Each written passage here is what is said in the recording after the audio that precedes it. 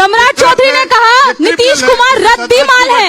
रद्दीमाल है क्या? नीतीश कुमार रद्दीमाल है, सम्राट चौधरी ने बोला। बताइए ना जनता के सामने। क्या मजबूरी था? पगड़ी खुल गया। नहीं, क्या मजबूरी है? क्या लालू यादव के साथ राहुल गांधी को बैठना पड़ रहा है? इसलिए क्या आपकी जमीन खिसके, आपकी आप लोग मजबूर लोग हैं, साथ चाहिए। आप लोग मजबूर लोग हैं। चलिए एक काम करते हैं, जरा बाकी लोगों को भी चर्चा में शामिल कर लेते हैं। हैं। 30 सेकंड, बस 30 सेकंड, 30 वो भी बस 30 सेकंड।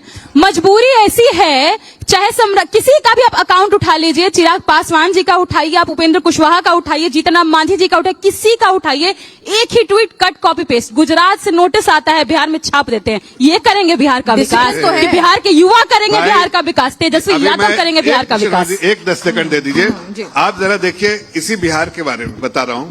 इनके समय में लिटरेसी रेट थी 47%, आज 87% है। ये बिहार के हमारे समय में हमने 11%, आज है 44%। एक मिनट बीच में मत बोलिए। आप देखिए, यहाँ पर टॉयलेट इन्होंने देने का कभी चिंता नहीं की, जनता के बारे में नहीं कि जल से नल से जल आए। 1.6 करोड़ घरों में हमने नल से जल देने का काम किया। हमने हर घर में इलेक्ट्रिसिटी पहुंचाई, हमने गैस कनेक्शन दिया, इसलिए कि हम जनता के साथ, जनता के लिए काम करते हैं। हमें अपने खजाने नहीं भरने, जैसे लालू यादव जी को 14 साल के तेजस्वी यादव 11 प्रॉपर्टी। भाई ये देश में आज 14 साल के थे तभी फंसा दिए थे। आप अपने घर में माल भरते रहिए, जनता के साथ, जनता में समर्पित होकर जनता की सेवा करनी पड़ती है। अगर आपके पास छत नहीं तो छत देंगे, इलेक्ट्रिसिटी देंगे, उसके साथ साथ अनाज भी देंगे, ताकि एक आम परिवार सुखी परिवार की तरह रहे। आपके जो आपने जितना काम किया है, जो वो गिनवा रहे हैं, उस पर भी आएंगे कि अगर इतना काम किया तो फ्रीबीज की नौबत क्यों आ गई? उस पर भी बात आऊंगी, लेकिन उसके बाद मैं अनुप्रिया जी से जरा बात कर लूं। अनुप्रिया जी, ठीक है, अब तो सीट का बंटवारा हो गया, सब कुछ हो गया, लेकिन एलजेपी और जेडीयू के बीच में है तो सब साथ साथ, लेकिन सब साथ साथ नजर नहीं आ रहा है। खींचतान की खबरें लगातार आ रही हैं। कहाँ आप आरजेडी का ट्विटर हैंडल देख रही हैं क्या? हमारे यहाँ तो कहा, लेकिन ट्विटर हैंडल नहीं, सीटें भी सभी देख रहे हैं, सबको सब कुछ पता है। आरजेडी क्या चल रहा था? वाले ट्विटर हैंडल अपने सहयोगी दलों का नहीं देख रहे हैं। अच्छा। और मुझे लगता है कि एनडीए का देख रहे हैं। हमारे यहाँ तो हमने घोषणा कर दिया कि 101 पे हम जेडीयू लड़ेंगे, 101 पे बीजेपी लड़ेगी, 29 पे एलजेपी लड़ेंगे और 6 पे हमारी सहयोगी दल। और बेगूसराय की 2 सीटों पे फ्रेंडली फाइट भी कर लेंगे। मुझे लगता है कि हमारे किसी भी एलजेपी के आधिकारिक प्लेटफॉर्म पे ये नहीं बताया गया कि 29 सीट पे किस किस सीट पे हम लड़ेंगे। हमारे यहाँ सभी ऑल एलवेज है। लेकिन जो हमारी प्रियंका जी कह रही थी कि देखिए इनके यहाँ क्या हो रहा है, ट्विटर हैंडल हमारा देख रही है।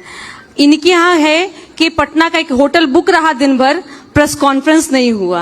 इनके यहाँ है टिकट दे दिया पिताजी ने और बेटा ने कहा कि टिकट लौटा दो भैया, नहीं तो हमारा सहयोगी दल भाग जाएगा। अब दिल्ली बुला लिया। अब देखिए, इनकी दिल्ली 2 दौरे से हो गई। एक तो ईडी सीबीआई के दरवाजे पे चले गए, पाप किया है, प्रायश्चित तो करना होगा, बताना होगा कि कहाँ कहाँ आपने लूटा है। दूसरा सहयोगी दल जिसको बता रहे थे कि पिछलग्गू बनो, उसने बता दिया कि पिछलग्गू नहीं, हम बड़े दल के नेता हैं और हम बड़ा ही रहेंगे। ऐसा मजबूरी प्रियंका जी कह रही है कि तेजस्वी जी लड़ेंगे 243 पे। ऐसी मजबूरी कांग्रेस ने नहीं कहा है। कांग्रेस ने कहा कि कांग्रेस के प्रतिनिधि कांग्रेस के सीट पे लड़ेंगे।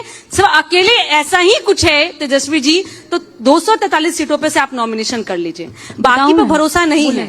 अब इनको भरोसा है तो इनके परिवार के लोगों को भी नहीं है।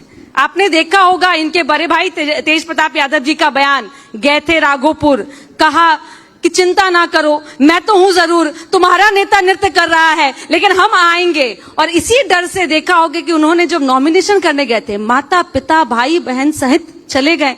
और एक भैया इनके बड़े भाई हैं, उन्होंने अपनी दादी का चित्र पकड़ लिया नॉमिनेशन करने में। जिनका परिवार सुरक्षित नहीं है, जिनका पार्टी सुरक्षित नहीं है, जिनका